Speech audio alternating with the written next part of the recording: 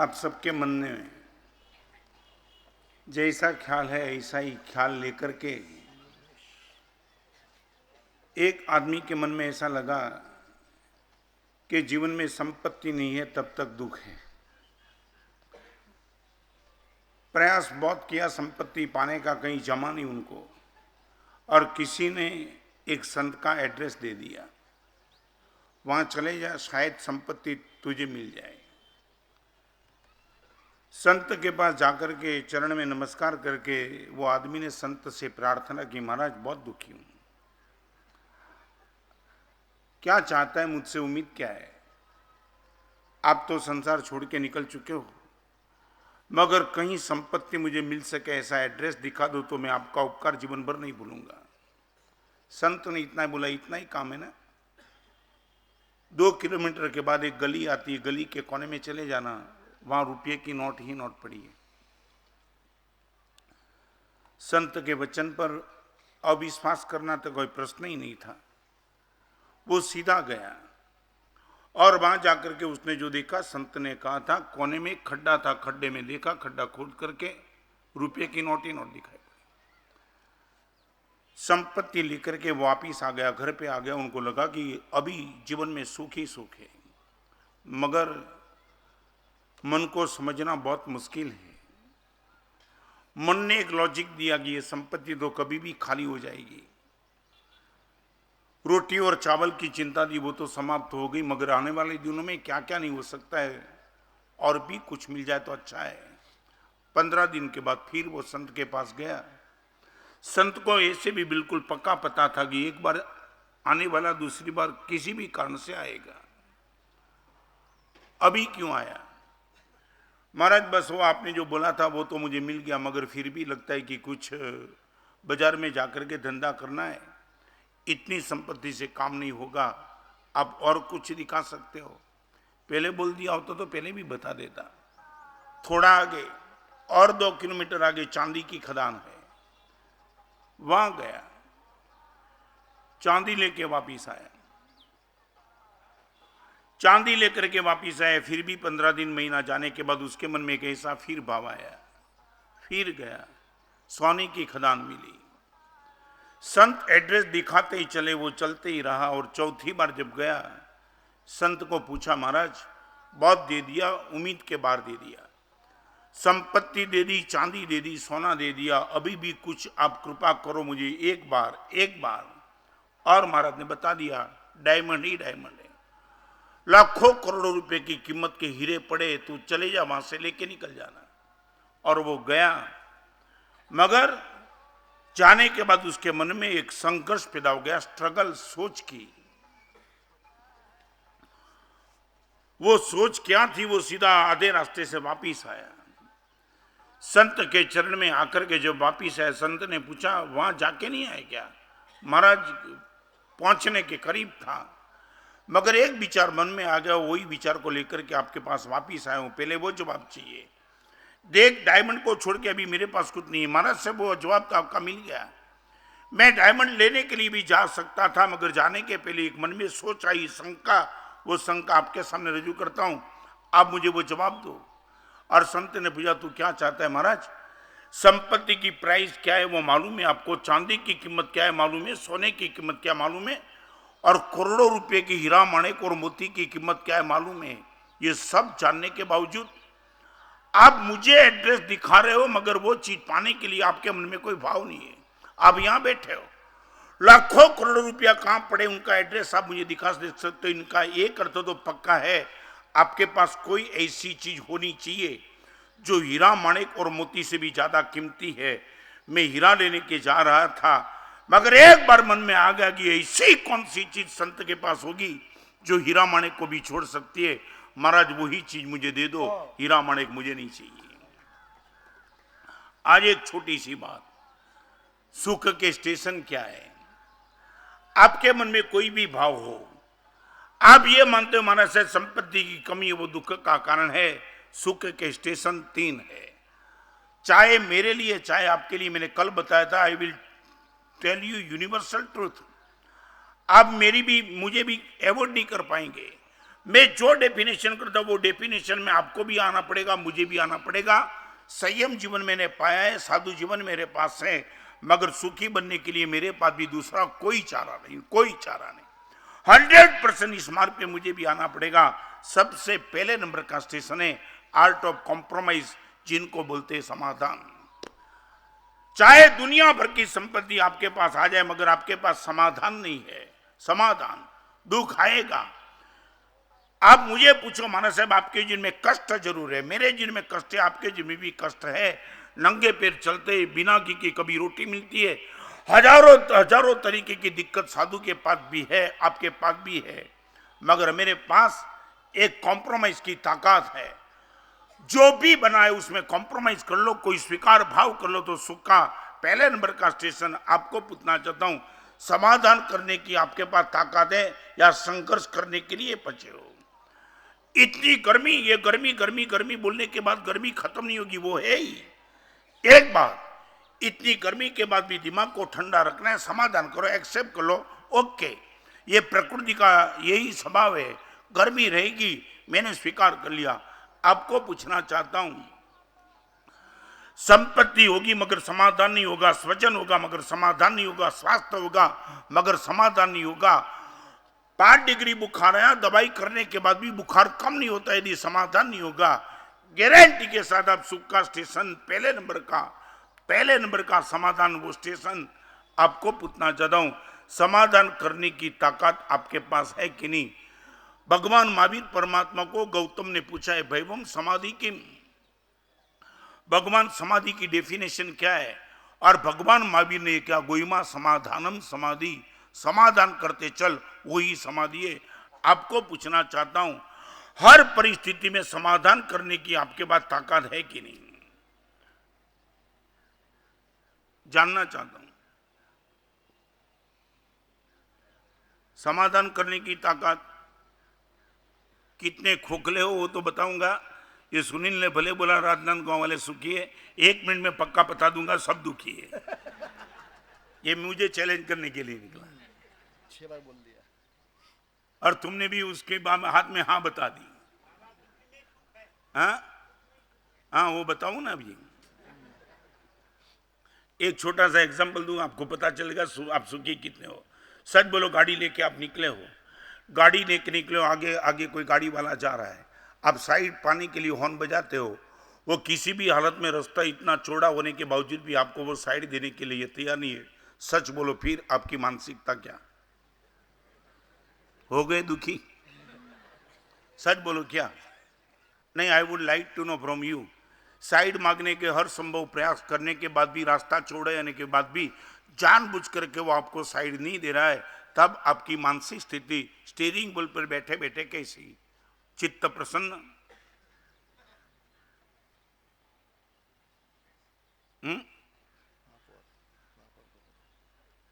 भगवान का नाम लेंगे मजे से सुनील? नहीं नहीं, क्या होगा बोलना, जवाब दे। तेरे से ही बुलवाऊंगा कि मैं दुखी हूं।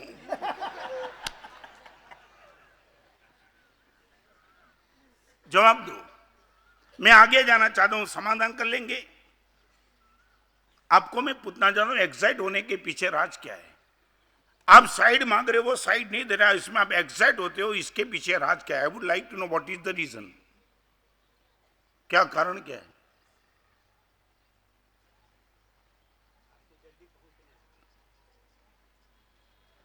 हाँ क्या? मगर इसमें एक्साइट होने की जरूरत क्या है?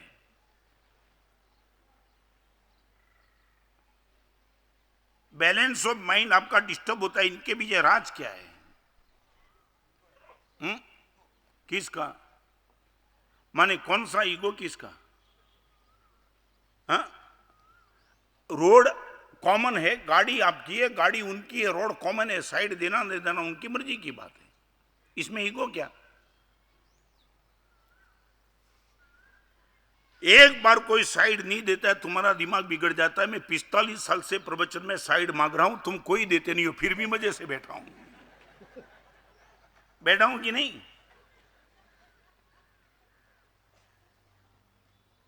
हमारे वहां ऐसे ऐसे पुण्य पुरुष हो गए जिनकी समाधान की बात सुनो तो तुम नमस्कार करने के लिए मन हो जाए। कमाल, ये ताकत लेकर के आदमी बैठा है। 24 घंटे ये समाधान की मानसिकता आपके पास होनी चाहिए, नहीं तो जीवन भर तक दुखी रहेंगे, गारंटी के साथ। गाड़ी, बंगले, मोटर और समाज में प्रतिष्ठा, वो सुख की गारंटी नहीं, 100%। आज जो मैं वो स्टेशन की बात करता हूं, वो स्टेशन हमेशा स्टेशन रहेगा। आपने जिस चीज को स्टेशन बनाया वो कभी भी स्टेशन डिसॉल्व हो सकता है, खत्म हो सकता है ब्लास्ट में। संपत्ति को आपने सुख का स्टेशन कितना भी बनाया, एक बार शरीर में कैंसर पैदा हो जाएगा, 50 करोड़ की संपत्ति लगेगी, इसमें सुख कहां है। मगर कैंसर में भी यदि समाधान की आपकी मानसिकता है, ओके, मान लिया कि कैंसर हो चुका है, डायग्नोसिस हो चुका है, डॉक्टर ने बोल दिया कि कैंसर है, नो रिवर्सिबल, और तुम बोलेंगे 100% डॉक्टर स्वीकार कर लिया है। परमात्मा की भक्ति में इतना जबरदस्त लग जाऊंगा। मान लिया कि कैंसर, में आपको बताना चाहता हूं, 14 साल का बेटा जिनका नाम था पराग, काटकोपुर में मुझे मिलने के लिए आया। पहली बार जब मैंने उनको देखा, ओनली एज ऑफ 14 ईयर्स, मेरी बाजू में बैठा, इनकी मां पीछे थी, और सीधा ही कोई पहचान बिना सीधा बोलने लगा, मानस साहब मेरी मां को बोलो आंख में से आंसू निकालना बंद कर दे। और जैसे ही पराग का बोलना, मां की आंख में आंसू। मैं समझ नहीं पाया एक छोटा सा लड़का मुझे क्यों ये बोल रहा है। तब मैंने उनको पूछा, दोस्त ये मां क्यों रो रही है और तू मुझे सीधा बात करने के लिए आया, तो क्या कारण क्या है। महाराज साहब मुझे बोन कैंसर हो चुका है on the as of 14 years. और ये लड़का मुझे बोल रहा है कि महाराज साहब मुझे बोन कैंसर हो चुका है, डॉक्टर ने बोल दिया कि 1 महीना है बस सिर्फ। महाराज साहब मां रो रही है, मां को बोलो तेरा बेटा हूं मैं। मान लिया कि 14 साल की उम्र में मुझे कैंसर हुआ है, मगर महाराज साहब किसी भी जन्म ने मैंने जो भी गलती की होगी, ये कौन बोलता है, 14 साल का बेटा।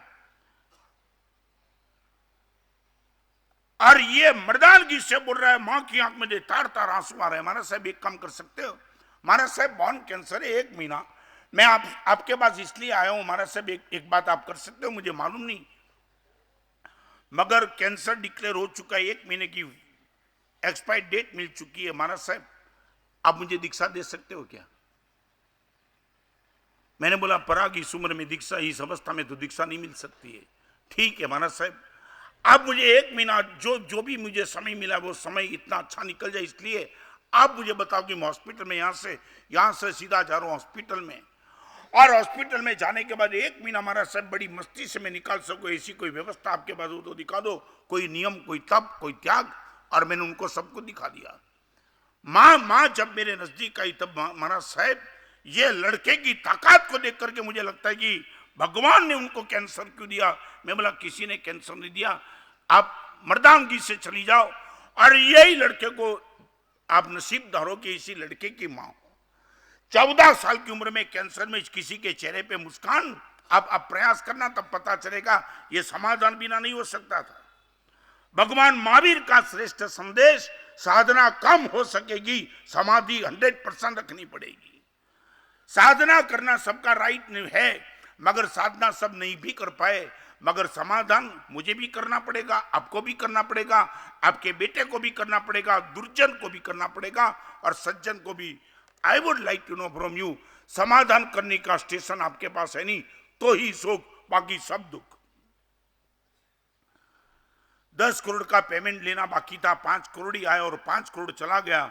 सामने वाला बोलता है तेरे से हो सके कर ले, 50% से ज्यादा पेमेंट नहीं दूंगा। आप यदि समाधान करते हो तो ही सुख है, यदि स्ट्रगल करते हो, संघर्ष करते हो, तनाव में रहते हो, तो 5 करोड़ पाने के बाद भी आप दुखी हो। I would like to know from you, समाधान का स्टेशन आपके जिनमें। पहले तो ये पूछ लू, वो लड़का जब गया ना 2 महीने के बाद, इसकी मां मुझे मिलने के लिए आई, मुझे लगा वही समाचार देंगी। महाराज साहब पराग गया वही समाचार सुनने के लिए, मानसिकता बना दी थी, मगर मैं बताऊं इनके पहले मां ने बोल दिया, महाराज साहब 40% रिक्वायरमेंट है, 40%। महाराज साहब अच्छी बात, इंप्रूवमेंट। महाराज साहब मिरेकल। डॉक्टर हैरान है कि 40% अच्छा कैसे हो गया। मैं बोला, पराग की स्थिति क्या है। महाराज साहब ओके, आपने जो भी लिख के दिया हॉस्पिटल में अपने बेड के सामने कागज पे लिखा है, और कभी कभी बोलता है, डॉक्टर बोलते आज दवाई लेनी पड़ेगी। महाराज साहब ने मुझे बताया गुरुवार के दिन मुझे दूध बंद है, शुक्रवार के दिन मुझे सब्जी बंधे, शनिवार के दिन मुझे 108 बार परमात्मा का नामस्मरण करना है, ये सब लिख दिया था और ही वॉज हैप्पी। महाराज साहब आशीर्वाद दो, ये बेटे की ताकत को देख करके भगवान करे बेटा वापिस आ जाए। और 2 महीने के बाद मिलने के लिए 60%, और 8 महीने के बाद जब मां आई, अंगुली पे पराग था।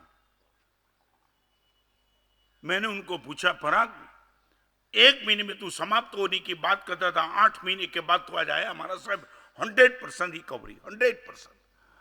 डॉक्टर विश्वास नहीं कर पाते कि मेरा कैंसर कैसे क्योर हो गया।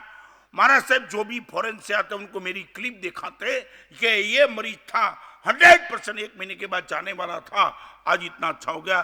तब मैंने उनको पूछा, इनकी मां को पूछा, आप बता सकती हो कि पर आप इतना क्योर कैसे हो गया। महाराज साहब एक बात तो इनका हौसला जबरदस्त था। नंबर 1, महाराज साहब मैं जहां टूट चुकी थी वहां वो बिल्कुल मर्दानगी से बोलता था, आखिर कभी ना कभी तो स्मशान में जाना है, 1 महीने में जाऊंगा तो दिक्कत क्या है, यहाँ कोई अमर तो हो क्या है ही नहीं। महाराज साहब इनका हौसला, इनकी जबरदस्त ताकत, और 3 चीज महाराज साहब बन गई। एक बात आपने जो भी बताया वो धर्म की ताकत। नंबर 2, मेडिकल ट्रीटमेंट इतनी सही ढंग से चली। नंबर 2 और नंबर 3 महाराज साहब वो था, जिस दिन पराग को एडमिट किया उस दिन डॉक्टर देख करके हैरान हो गए। ऐसा शालीन लड़का, ऐसा smart, he was the healthy, was the young. इनका चेहरा देखो तो लगे कि कोई हीरो जैसा लड़का है, और डॉक्टर को देख करके लगा ऐसे लड़के को कैंसर हो गया। माना साहब विश्वास नहीं कर पाएंगे, मेरा बेटा था तो मुझे दुख हो बराबर है।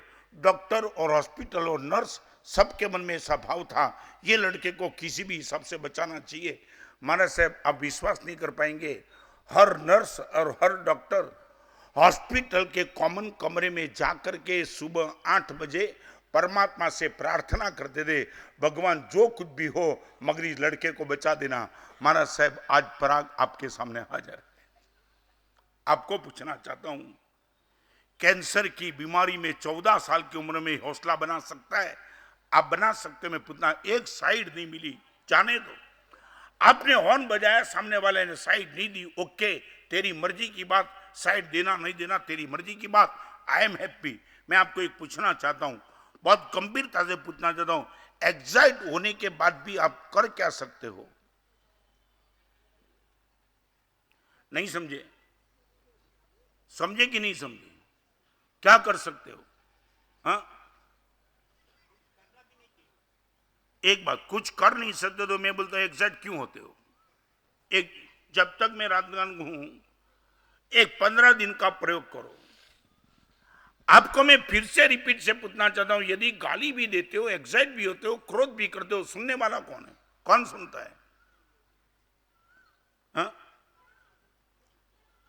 कौन? हा? तुम खुद ही सुनते हो, माने पागलों के अच्छे हो। तुम बोलते हो गाली देते हो, सुनने वाला कोई नहीं, फिर भी तुम गाली देते हो, और खुद कोई सुनने वाला कौन? बोलने वाले तुम, सुनने वाला कौन? एक बार बताऊं, आप सुनने वाले हो तो मैं बोलता हूं ना, ये पूरा पेंडल खाली पड़ता तो मेरा दिमाग तो ठिकाने में बोल तो नहीं करूंगा ना। मुझे भी मालूम है कि सुनने वाला है तो बोलने में कोई रस है, बाकी बिना सुनने वाले बोलने में क्या रस। तो आपको मैं पूछना चाह रहा हूं, मेरे सामने सुनने वाले बैठे तो मैं बोलता हूं, और आप गाली देते हो, सुनने वाला कोई नहीं, फिर भी देते हो, तो दिमाग ठीक है कि नहीं? सुखी हो? जुलूस निकालेगा उसका। नहीं जानना चाहता हूं। आप इतने बुद्धिमान, इंटेलिजेंट, लाखों करोड़ों रुपया बनाने वाले, में पूछना चाहता हूं, गाली देके आपकी गाली कोई सुनने वाला नहीं है, फिर गाली किसको देते हो? और जिसको देते हो वो सुनता नहीं, फिर देते क्यों हो? कोई लॉजिक है आपके पास क्या?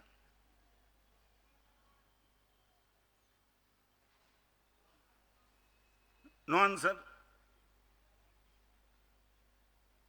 कोई तो होगा ना, इन्वेस्टमेंट ऐसे तो नहीं करते हो शब्दों का, कुछ तो मार्जिन मिलता होगा ना? नहीं, जवाब नहीं।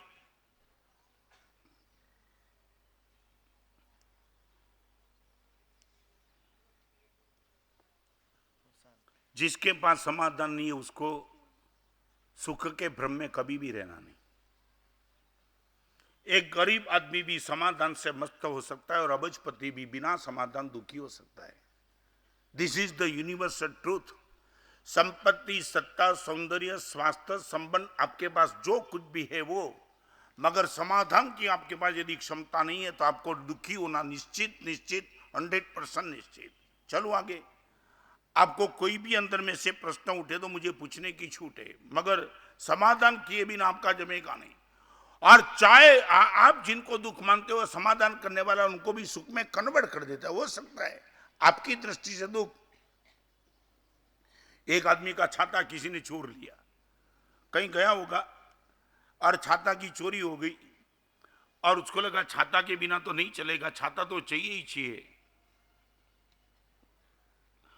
और दुकान में गया, छाता की प्राइस तो 200 रुपया, बहुत महंगा है। कोई और भी सस्ता 180, और भी 160, और भी 100 रुपया। उसने बोला 20 रुपया में चाहिए। तो उसने बोला एक काम करो, मिल सकता है मगर चोर बाजार में जाओ। नहीं नहीं, ये बंबई की बात है। बंबई में तुमने देखा है चोर बाजार? देखा है? बंबई में तुम जाओ ना तो ऐसे ऐसे बाजार है कि तुम नाम सुन के हैरान हो जाएंगे। हाँ, चोर बाजार। एक बंबई में खाउदरा गली है। खाउदरा गली सुने क्या? खाउदरा गली का अर्थ माने खाने वाले मिलेंगे। खाने वाले माने जैसे भिखारी भी अच्छे लगते हैं उनके सामने।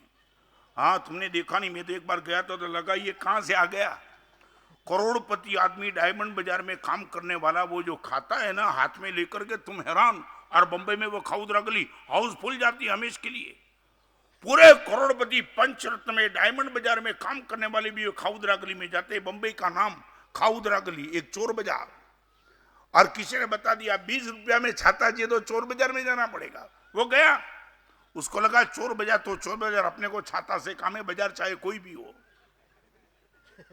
और जैसे ही गया सीधा गया, पूछा छाता है कितने रुपए का? 20 का। वो बोला ये तो सीधा 20 का आया। उसने बोला ठीक है 20 का दे दो छाता, मगर एक बात,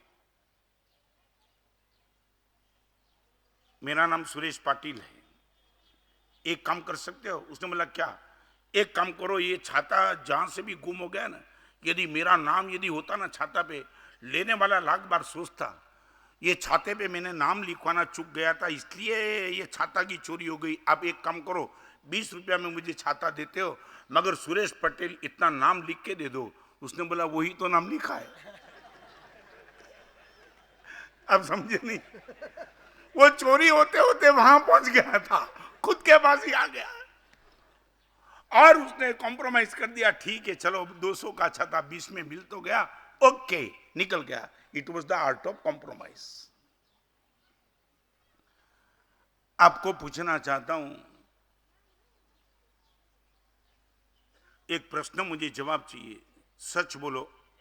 सुख के जो भी स्टेशन आपके मन में है उसमें से समाधान का स्टेशन किसी के मन में भी बैठा है क्या? आपको पूछना चाहता हूं गंभीरता से। अपने सुख के जो भी स्टेशन आपके मन में, अपने फीड के प्रोग्राम, संपत्ति, सौंदर्य, सत्ता, स्वास्थ्य, सजन, प्रतिष्ठा, कीर्ति, ख्याति, आपने जो भी उसमें कहीं भी समाधान का नाम है? I would like to know from you, है? नहीं। सबसे पहले नंबर का स्टेशन जो है उसमें आपने कभी नाम ही नहीं लिखा। करोड़पति फिर दुखी क्यों है? समाधान नहीं है। और झोपड़पट्टी में रहने वाले भी चेहरे पे मुस्कान क्यों है? क्योंकि उनके पास समाधान है। आप पूछो महाराज साहब साधु जीवन में सुख क्या है? क्या यदि इसमें इतना ज्यादा सुख होता तो तुम सब साधु बन जाते, मगर आपको लगता है कि जीवन में सुख नहीं है, कष्ट बहुत है। आपके मन में यही भाव है। साधु जीवन माने बहुत दिक्कत वाला जीवन है, फिर भी हम ये जीवन लेकर के बैठे, चेहरे पे मुस्कान है, ड्यू टू एक ही चीज, समाधान की सबसे बड़ी ताकत है। जिस दिन आपके मन में यह भाव बन जाएगा कि गुरुदेव समाधान कर लेंगे, और ज्यादातर समाधान नुकसानी में करना पड़ेगा, तकलीफ में, नुकसानी में, कष्ट में, दुख में, वेदना में, रोग में, पेमेंट में, ज्यादातर समाधान आपको सुख में करने का मौका नहीं मिलेगा, दुख में ही करना पड़ेगा, तो ही आप ओके हो जाएंगे। पहले पूछना चाहता हूं, 14-15 दिन में जो भी बात यहां निकलेगी वो सब बात करते रहूंगा, मगर मैं अकेला नहीं बोलूंगा, आपके साथ भी थोड़ी डिबेट करते रहूंगा। समाधान करने की आपके पास ताकत है क्या? और ताकत की बात छोड़ो, समाधान करना आप चाहते हो क्या? मर्दान किसी की मजबूरी से मर्दान, हाँ, मैं रतलाम में था ना, लोगों को तुम समझ नहीं पाते हो सुख क्या होता है। एक लड़के को वो जा रहा था तो किसी ने साइकिल की टक्कर मार दी। जैसे ही साइकिल की टक्कर लगी ना, वो साइकिल चलाने वाले के सामने देखा, जाकर के धन्यवाद दिया, दोस्त कॉन्ग्रेचुलेशन। अभी साइकिल की टक्कर, खून निकलता था, आप क्या मानते हो धन्यवाद दे सकते क्या? दिया।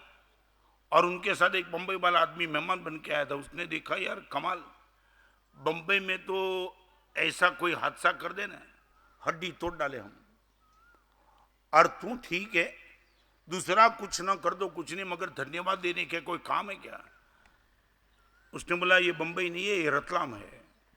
रतलाम है तो समझ गया, हम बगल से निकल जाएंगे, मगर उसको जाकर के धन्यवाद देने की जरूरत क्या थी? तू तेरा खून निकल रहा है, पहले ये दवाई करा दे फिर धन्यवाद। उसने बोला मैं अभी क्लैरिफिकेशन करता हूं, फिर तुझे पता चलेगा, बम्बे में होता तो तू भी धन्यवाद देता। उसने बोला संभव ही नहीं है। तब उसने बताया कि मालूम है साइकिल वाला कौन है? ये साइकिल सवार को मैंने धन्यवाद इसलिए दिया कि मैं उनको पहचानता हूं, वो रोज ट्रक चलाता था, भगवान की कृपा की आज साइकिल लेके निकला है वो।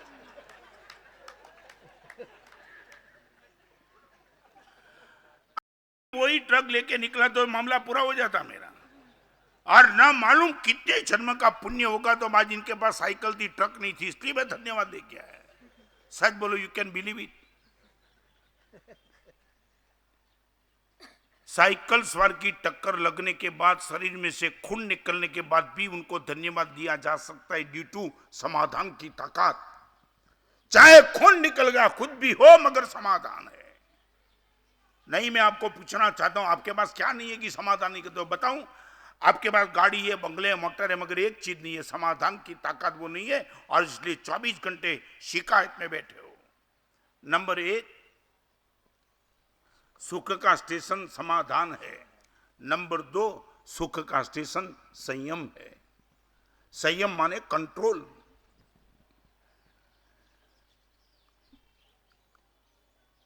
टीवी के सामने बैठे तो बैठे, मोबाइल खोल के बात शुरू की तो कर दी, कोई कहीं भी बॉर्डर लाइन नहीं है, कहीं संयम ही नहीं, असंयम। संयम माने एक संयम जीवन और एक संयम, और मेरे पास जो वो संयम जीवन है, आपके पास संयम चाहिए। आंखों को टीवी के सामने कितने समय रखना, मोबाइल से बात कितने समय करना, कान से कितना सुनना, जबान से कितना खाना, पैर से कितना चलना, हर तरह का संयम। मैं आपको पूछना चाहता हूं, ये संयम की ताकत आपके पास?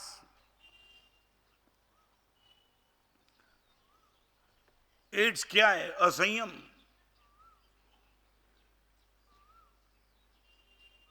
Anything in excess is poison. कोई भी चीज अति में चले जाओ वो जहर बन जाएगी। मैं आपको पूछना चाहता हूं, सच बोलो, ये आपके पास ये संयम की ताकत है क्या? महाराज साहब, 1 घंटे से ज्यादा टीवी नहीं, 10 मिनट से ज्यादा मैं आपको पूछना चाहता हूं, सच बोलो, तुम्हारे पास ये संयम की ताकत? मैं समझता हूं तुम बिना टीवी देख नहीं सकता, मगर कोई लिमिटेशन है आपके पास, आंख थक जाए नहीं इनके पे, आप बोलो महाराज साहब छोड़ दिया। कोई भी मौका मिले बाप करने का या इंद्रियों को नचाने का, बाप दौड़े। कहीं तो कंट्रोल करो, कहीं तो रिवर्स में आ जाओ, आप बोलो महाराज साहब enough is enough, now not more. कोई लिमिटेशंस? आधा घंटा से ज्यादा समय महाराज साहब टीवी को मैं देता ही नहीं, क्योंकि संयम है मेरे पास। 3 मिनट से ज्यादा, 6 मिनट से ज्यादा मोबाइल से बात नहीं करता हूं, क्योंकि मेरे पास महाराज साहब संयम है। चलो, समाधान की बात मन की है, संयम की बात इंद्रियों की है। समाधान ड्यू टू माइंड। मगर संयम हो इंद्रियों के लिए, आप यदि वो संयम में भी नहीं आए तो कभी ना कभी आज गुटखा चल हो रहा है। कोई संयम खाने में, पीने में, चलने में, बोलने में, बैठने में, कहीं संयम नहीं, बस बिल्कुल छुट्टा दौर। क्या होगा? समाधान से मन बिगड़ता है, असंयम से समाधान नहीं हो तो मन बिगड़ता है, असंयम हो शरीर खत्म हो जाता है।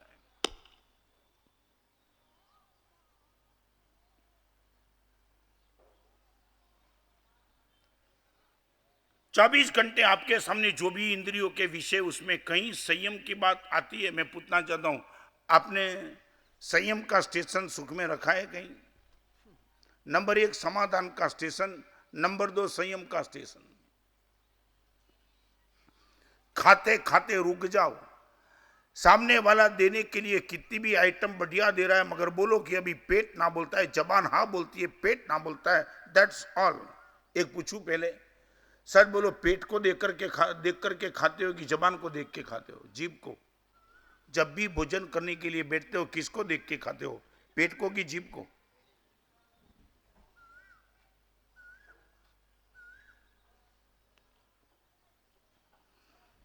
शायद इस प्रवचन में आने वाले को ऐसा लगा हमारा साहब कोई टेक्निक दिखा देंगे सुख की। हाँ, तुम्हारे तो मन में क्या होगा क्या मालूम। कोई टेक्निक मेरे पास नहीं है। यही टेक्निक आपके पास जो कुछ भी साधन सामग्री है, उसमें भी आपके यदि सुख को अनुभव के क्षेत्र में लाना है, यही ट्रैक पे आप चले जाएंगे गारंटी के साथ। सच बोलो, एक छोटा सा प्रश्न पूछूं, आप चाय पी करके नीचे उतरे हो, और जैसे ही नीचे उतरे सामने किसी का घर था, आपका मित्र था, और उसने चाय की ऑफर कर दी, आप पिएंगे कि ना? बोलेंगे? पीकर ही निकले। हाँ? क्या है नरेश भाई, क्या करेंगे? हाँ? पीना पड़ेगा। सामने वाले का ओके, माने चाय पी करके निकले हो, फिर भी जिस व्यक्ति ने चाय की ऑफर की उसका मन रखने के लिए भी आप चाय पी लेंगे, यूं? ओके, अभी मुझे जवाब दो। परमात्मा के दर्शन करके आप निकले और मेरे जैसा मिला कि चलो नरेश भाई फिर दर्शन करने के लिए, फिर अभी करके आया। क्या बोलेंगे? महाराज साहब अभी तो करके आए, फिर दोबारा क्या है? सच बोलो, अभी मेरा मन नहीं रखना है। चाय में दूसरे का मन रखते हो तो भगवान के दर्शन में साधु का मन नहीं रखना है। वहां एक छट के बोलने के, महाराज साहब कितनी बार करके तो आया, अभी जवाब दो। एक बार चाय पी लिया, आपने बोल दिया, सामने वाला चाहे कोई भी बोले आप ना बोल दो। और एक ये तो ठीक है, मेरी बात छोड़ो ना, ऑफर करने वाले में परमात्मा के दर्शन की बात छोड़ो ना, आपको ऑफर करने वाला नीम के रस का ऑफर करे तो क्या करेंगे? सुनील, क्या जवाब? ना बोल देंगे, फिर उनका मन रखने की बात। हाँ देखो, ये नया, ये राजनांदगांव, ये बोलते शुगर वाला होगा तो पी लेगा, यहां शुगर वाला ही बैठे सब।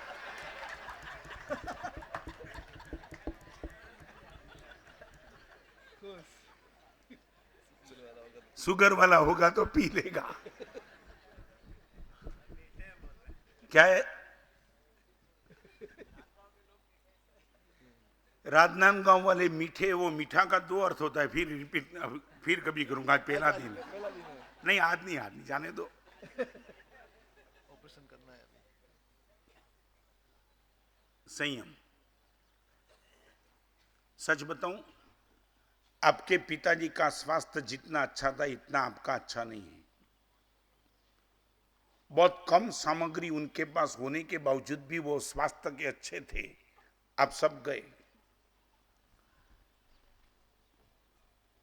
मैं बंबई में जाके आया ना, 40-40 साल की उम्र के लड़के, उनको स्लिप दी से क्या क्या देकर के बैठे, समझ में नहीं आता है।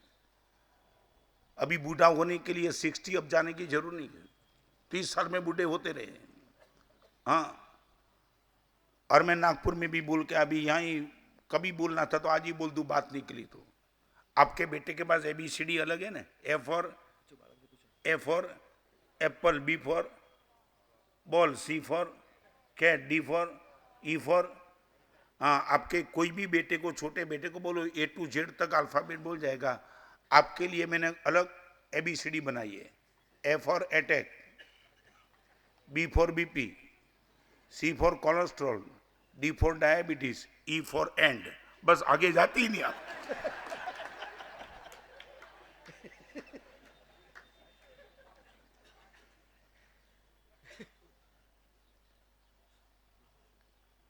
कितना खाना, कब खाना, कितना देखना, कब देखना, क्या बात करना, कितनी बात करना, बस कुछ नहीं।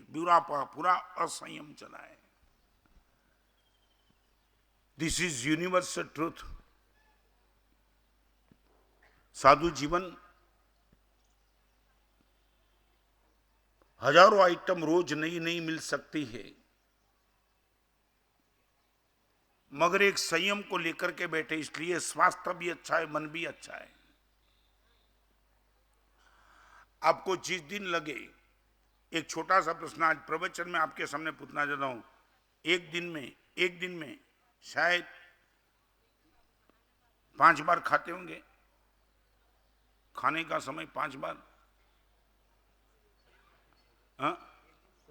3 बार, एक बार, ये वो एकासन की बात नहीं, बाकी 3 बार। माने कब?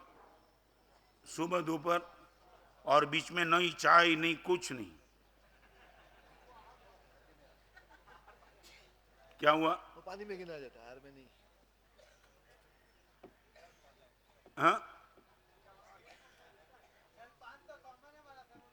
क्या है? चाय जल है कि चाय है? जलपान कॉमन है, मुझे बोलता है ये जल, चाय जल में आती है क्या? ये राजनांदगांव में नई डेफिनेशन मिली। चाय जल में आती है क्या? मन जलपान बोलते हो?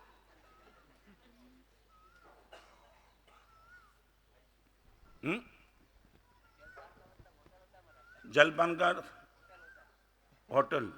ये तो अच्छा हुआ राजनांदगांव में, मुझे भी छत्तीसगढ़ में प्रवेश करता हूँ, नई नई चीज जानने को मिलती है।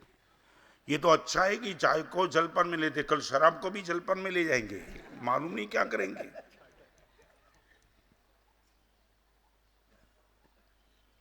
ये दूसरे नंबर का स्टेशन सुख का। नंबर 1 समाधान चाहिए, नंबर 2 संयम चाहिए, नंबर 3 संतोष चाहिए।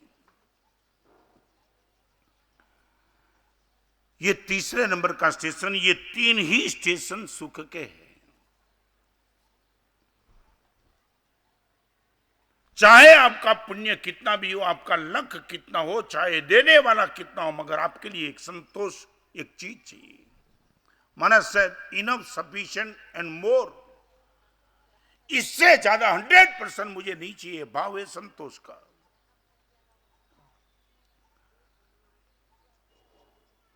ये जिनके पास भी नहीं, आप भले एडवांस टेक्नोलॉजी के युग में तुम चले,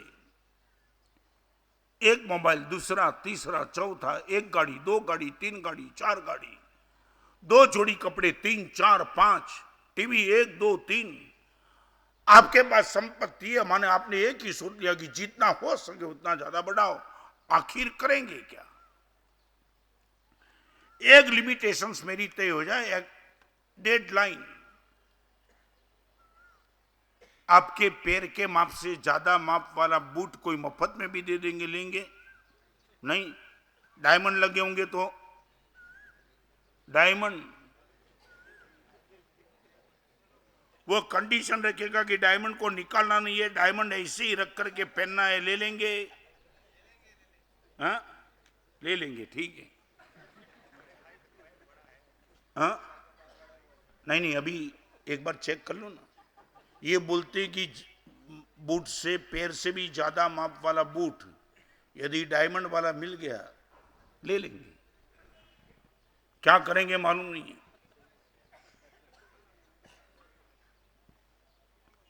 अहमदाबाद में दशापुरवाड़ सोसाइटी में मेरा चातुर्मास था। एक लड़का आया ना, वंदन करने के लिए बैठा ना, तब ऐसी नजर डालने का प्रश्न नहीं होता है, ऐसी नजर चली गई। वो साइकिल का हैंडल होता है ना, हैंडल, वो थैली से बाहर दिखाई पड़ा। मैं बोला ये साइकिल का हैंडल लगता है? हमारे साहब हैंडल ही है। मैं बोला प्रवचन में आया था, हैंडल लेके आया क्या, बात क्या है? उसने बोला ऐसा नहीं है हमारा साहब, घर से निकला और यहाँ प्रवचन में आते आते रास्ते के कोने में हैंडल दिखाई पड़ा, ले लिया।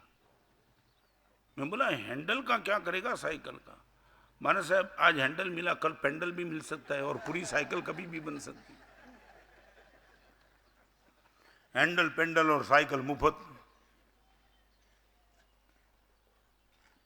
आप किसी भी कारण से दुखी नहीं हो, ये तीन चीज आपके पास नहीं है, इसके ही दुख है। आप जितना भी चेक जहां से भी करना है कर लेना। दुनिया भर के कोई भी सुखी को मिलना तो इनके पास ये तीन चीज होगी, वो सही अर्थ में सुखी होगा। और यदि आपको कोई दुखी दिखाई पड़ेगा तो आप खुद अपने आप को दुखी महसूस करते हो, चेक कर लेना ये तीन में से कोई कमी होगी। या तो संयम होगा, या तो संतोष होगा, या तो समाधान का कोई भाव नहीं होगा। जिस दिन आपके पास ये संतोष की ताकत आ गई, मानस साहब एक बात बताऊं, इस सभा में बैठने वाले भाई और बहन सबको पूछना चाहता हूं, ऑन द एज ऑफ 70 जिंदगी भर के लिए टीवी छोड़ देने का पचकान लेना है? अब नहीं। ऑन द एज ऑफ 70, महाराज साहब 70 अब चला जाएगा, फिर ये टीवी देखना बंद।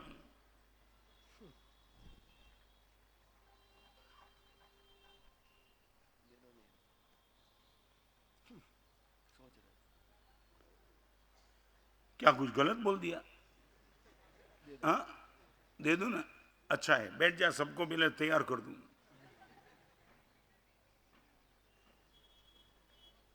सच बोलो, इसमें क्या सोचते हो? 70 की एज के बाद टीवी नहीं देखना, उसमें सोचने की बात क्या है? माने आपके मन में वो जल्दी मन नहीं बैठता, इनके पीछे कोई राज है क्या?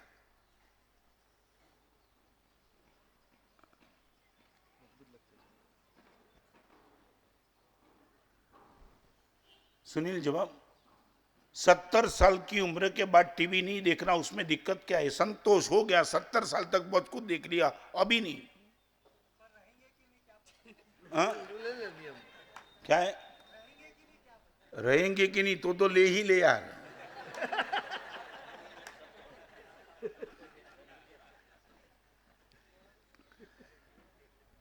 ले ही ले, रहेंगे नहीं इतना पक्का है तो ले ही लेना है। फिर की कुछ नियम का पालन भी नहीं करना, लाभ मिलता है उसमें तो मुफ्त का ही है।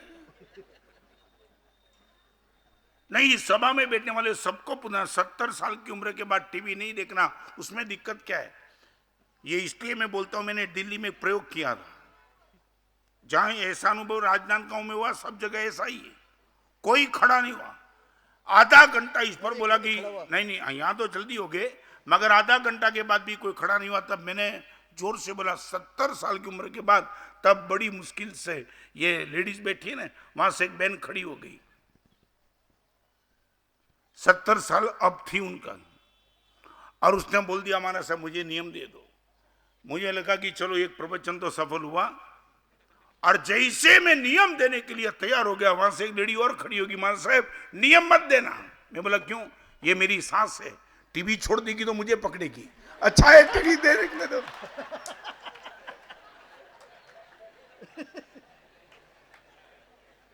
अभी सुख है। नहीं दे पाया मैं नियम, बैठ गया ऐसे ही।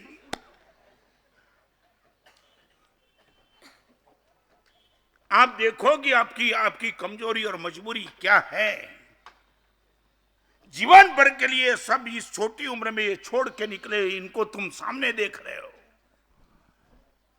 और ये पाया क्या है तुमने देखने के लिए? अकेली गंदगी और कचरा के सिवा तुमने कुछ तुम्हारे दिमाग में डाला नहीं। फिर भी ऑन द एज ऑफ 70 मर्दान की तो ये होनी चाहिए, हमारा साहब जिंदगी भर तक नहीं देखेंगे, वो ताकत तो तुम्हारी खत्म हो गई। संतोष की बात सिर्फ पैसे की नहीं है, खाने में संतोष, देखने में संतोष, बोलने में संतोष, हर जगह आपको एक लिमिटेशन तय करना पड़ेगा तो सुख की अनुभूति होगी। जिस दिन से साधु बने तब से गुरु भगवान ने ये लेसन दिया था, संयम रखना। बार बार साधु जीवन में भी हजारों प्रसंग ऐसे आते कि जहां समाधान करना पड़ता है, नहीं चलता है कुछ, आर्ट ऑफ कॉम्प्रोमाइज करके आगे निकल जाते हैं। और यही समाधान से हल्केपन महसूस करते, कभी तनाव, कभी टेंशन, कभी डिप्रेशन, इरिटेशन और फ्रस्ट्रेशन होता ही नहीं है। आज के युग का दो सबसे बड़ा रोग, उसमें सबसे पहले नंबर का रोग है डिप्रेशन का। यहां बैठने वाले किसी ने कोई देखा हो तो मुझे बताओ, आपने कभी किसी झोपड़पट्टी वाले को डिप्रेशन में जाते हुए देखा क्या? किसी झोपड़पट्टी वाले को देखा? कोई है सभा में तो मैं जानना चाहता हूं, कोई? Not a single man. Why? निरक्षर कभी डिप्रेशन में गया नहीं, दरिद्र कभी डिप्रेशन में गया नहीं, जो भी गए वो श्रीमंत और शिक्षित गए। क्यों? लाखों करोड़ों रुपए का मालिक डिप्रेशन में पड़ा हुआ आदमी डिप्रेशन में क्यों? मगर होना तो चाहिए, गरीब के लिए फ्यूचर कुछ नहीं है, डिप्रेशन में वो होना चाहिए, मगर वो नहीं है, तुम हो। इनका कारण है आपके पास समाधान नहीं है। गरीबों के पास बहुत कुछ समाधान है। आपने देखा होगा नरेश भाई, गरीब के चेहरे पे मुस्कान लाने के लिए उसको कितना रुपया देना पड़ता है? हाँ, गरीब रास्ते में भिखारी कोई बैठा हो और आपसे भीख मांग रहा, उनके चेहरे पे मुस्कान आपको देखना है तो कितना रुपया देना पड़ता है?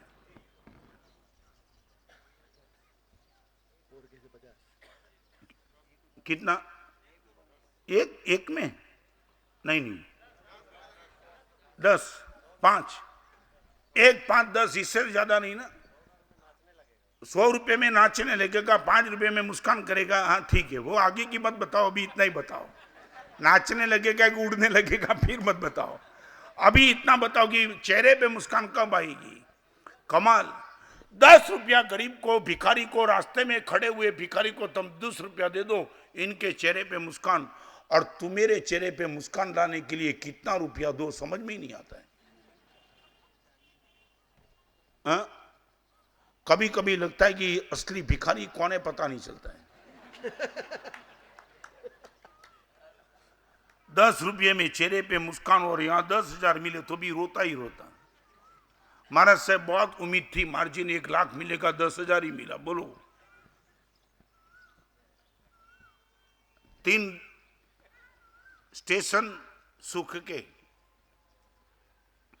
नंबर 1 समाधान, नंबर 2 संयम, नंबर 3 संतोष। आपको पूछना चाहता हूं, जो भी 5-10 मिनट प्रवचन की बची है, आपको पूछना चाहता हूं सिंसियरिटी से, संपत्ति बढ़ने के बाद निर्भयता बढ़ी हो, प्रसन्नता बढ़ी हो, मन की शांति बढ़ी हो, ऐसा अनुभव आपके पास है क्या?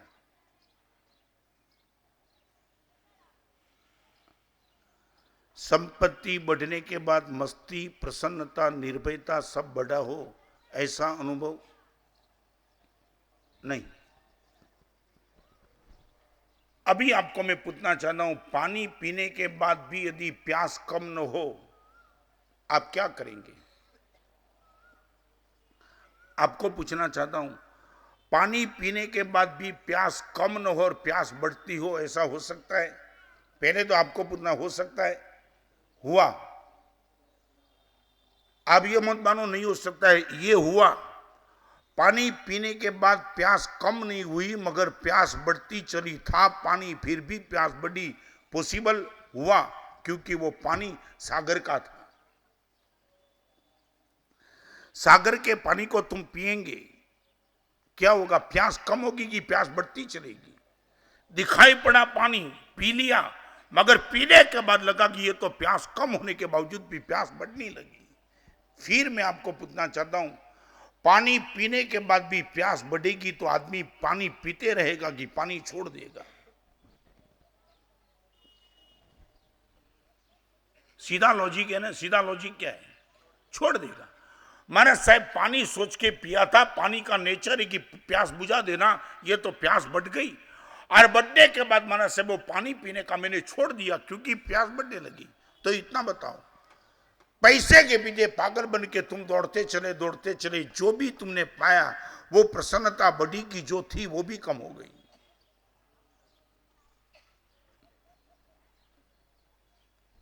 जवाब नहीं आपसे। बढ़ती चली की जो थी वो भी कम हो गई।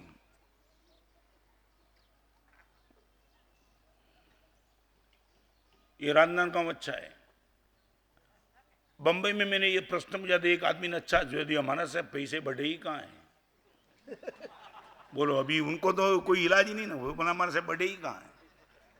आप बोलते हो कि महाराज साहब पैसे बढ़ने के बाद प्रसन्नता कम हुई, महाराज साहब अभी तो बढ़े ही नहीं, अभी तो वहां बैठे, मालूम नहीं उनकी क्या मेंटालिटी होगी। राजनांदगांव में बहुत पैसे वाले हैं। सबसे पहले बोल दिया सुनील ने कि सब सुखी है। हाँ, इसलिए बहुत ज्यादा क्लैरिफाई, फिर भी मैं समझ नहीं पाता हूँ सुखी होने के बाद भी मुझे सुनने के लिए क्यों आए, समझ में नहीं आता है। सर बोलो मुझे सुनने के लिए कौन आता है? सुखी आदमी आता है कि दुखी आदमी आता है? सुखी होता तो मेरे पास आए क्यों? क्यों आए सुनने के लिए? हाँ, मेरे पास आकर के सुखी होना चाहते हो, वो बराबर, मगर अभी तो दुखी हो ना।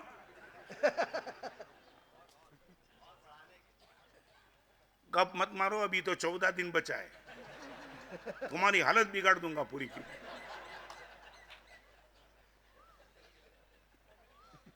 मेरे पास आकर के सुखी बनने की बात छोड़ो। ये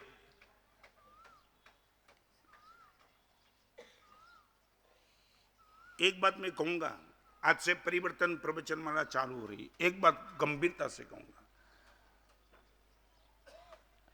भ्रम को तोड़ दो। आप जो गलत भ्रम को लेकर के बैठे उनके बचाव में मत रहो। आप 100% कबूल कर दो कि महाराज साहब संपत्ति बढ़ने के बाद हमने चाहा था, सोचा था कि संपत्ति बढ़ने के बाद मस्ती बढ़ेगी, महाराज साहब मस्ती कम हो गई है। संपत्ति बढ़ने के बाद महाराज साहब मैत्री बढ़ेगी, महाराज साहब दुश्मनी बढ़ चुकी है। जब संपत्ति नहीं थी तो रास्ते में चलने वाले के प्रति एक विश्वास था, आज खुद के बेटे पर भी विश्वास खत्म हो चुका है। यदि आपका अनुभव है तो आप बचाओ मत करो, आप बोलो कि महाराज साहब आप जो बोलते हो वही हम महसूस कर रहे हैं। संपत्ति बढ़ने के बाद महाराज साहब बाकी कुछ बढ़ा कि नहीं बढ़ा, मगर ये सब कुछ बढ़ गया है। उद्वेग, चिंता, डिप्रेशन, फ्रस्ट्रेशन सब बढ़ गया है। इतना होगा तो कोई सही दवाई मिलेगी। इसलिए मैं कहना चाहता हूं, आपकी जो भी मान्यता है वो मान्यता को मैं चैलेंज करूंगा। आप बोलते रहो कि महाराज साहब हम ये मानते, आज पहली बार पता चला, फिर से एक 3 दिन के लिए प्रयोग करो। एक प्रयोग आज के दिन के लिए सभी के हाथ में खड़ा कराना चाहता हूं। आज एक काम करेंगे, कोई भी आदमी आपको मिले ना, उसको इतना बोलना नहीं कि गर्मी बहुत है, समझे नहीं? आज समझ गए क्या? सिर्फ बोलना नहीं है, क्योंकि उनको भी पता है गर्मी है, बोल के क्या करना है? तुम बोलते यार बहुत गर्मी हो, बोलता है बहुत गर्मी है, तो करेंगे क्या? दोनों रो रहे हैं।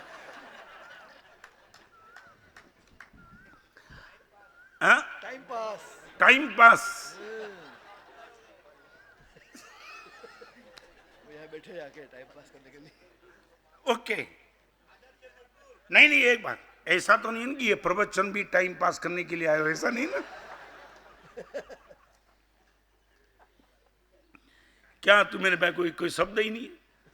जो भी मिला यार गर्मी बहुत है, जो भी, वो बोलता है मैं करूं भी क्या, तो बोला करना कुछ नहीं, बस तुझे बताता हूं। वो बोला मैं भी तो महसूस कर रहा हूं। आज एक दिन हम शिकायत नहीं करेंगे, समाधान कर लेंगे। गर्मी है तो है। बंबई से आप कभी किसी का फोन आ जाए राजनांदगांव में गर्मी कैसी है, तो बोलना गर्मी है, उल्टी सुल्टी बात, बहुत गर्मी है, हैरान हैरान हो गए, कुछ मत बोलना। एक छोटा सा तो प्रयोग करो तो पता लगेगा, पानी उतर जाएगा। इसमें तो रुपया ना देना देना कुछ नहीं है, सिर्फ बोलना नहीं है कि आज गर्मी बहुत है, बस बोलना नहीं है कुछ। हाँ, दे दूं आज नियम, एक दिन के लिए नियम, आज एक दिन के लिए नियम, कोई भी पूछे सामने से, बस देखो कसौटी बहुत आएगी, मामूली नहीं है। दे दूं, हाथ सबके ऊंचे, आज मार्जिन मिल गया, धारणा विग्रह बचकाना धर्म सागरण मत रागण त्यागरण वो से देखो अभी सामने वाला उकसाएगा आपको।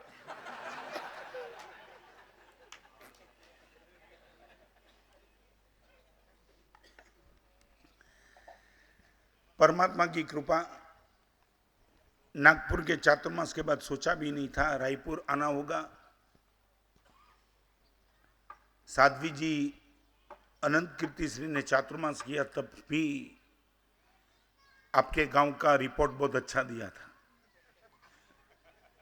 और जब से नागपुर आया तब से भी इनके पत्र आते थे कि राजनांदगांव किसी भी हिसाब से जाना, और आ गया हूं। नौपत जी की बोली और सुनील ने बताया 2023 की साल में गुरुदेव के परम कृपा से इस पवित्र जीवन हाथ में आया। 47 इयर्स पूरे होंगे। वो प्रसंग भी यहां ही तय हुआ है। 27 तारीख को इनके पेनेपुरी की पूरी परिवर्तन प्रवचन माला चलेगी। 26 तारीख को खामगाम, जालना, यवतमाल, अकोला, नागपुर और चंद्रपुर 6 जगह पर ओनली फॉर लेडीज प्रवचन करके आया। चंद्रपुर जैसे छोटे गांव में भी 5000 बहनों की उपस्थिति रही। नागपुर में 15000 बहनों की उपस्थिति। 26 अप्रैल ओनली फॉर देम। 26 तारीख का पूरा स्पेशल प्रवचन लेडीजों के लिए रहेगा। रोज की परिवर्तन प्रवचन माला में हमने एक समय तय किया है। सूर्योदय जल्दी है, इसलिए एग्जैक्ट 8:30 to 9:30। आप शायद लेट भी आएंगे। 9:30 को प्रवचन की समाप्ति हो जाएगी। मैं समझता हूं तब तक अभी प्रवचन में कोई फॉर्मालिटी अभी नहीं है। आया, मंगल पाठ हुआ और सीधा प्रवचन चालू। 9:30 को प्रवचन की समाप्ति। आपके इर्द गिर्द जो कोई भी नहीं आया हो, माउथ पब्लिसिटी से एक बार उनको बुलाओ। मन की प्रसन्नता कैसी बनी रहे। परिस्थिति बदलने के मेरे हाथ में जब बात नहीं है, तब मनस्थिति हम कैसे बदल सकते हैं, उनके एक अलग अलग एंगल से आपके सामने बहुत कुछ बात रखना चाहता हूं।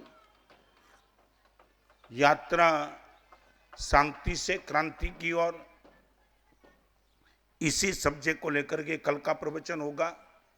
और गुरुदेव की परम कृपा से सोच भी नहीं सकता था ऐसे साहित्य का सर्जन हुआ।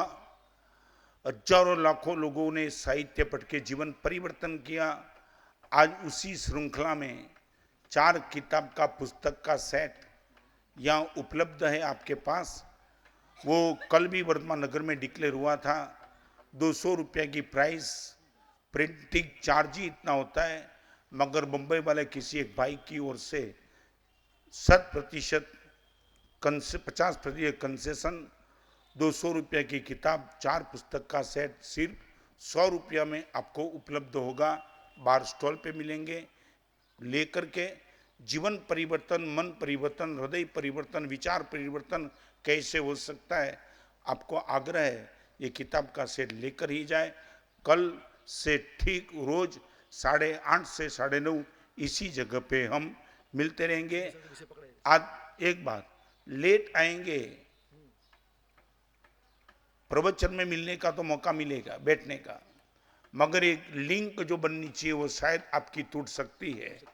तो चाहता हूं कि सही समय पे आ जाओ। वैकेशन है आपके पास।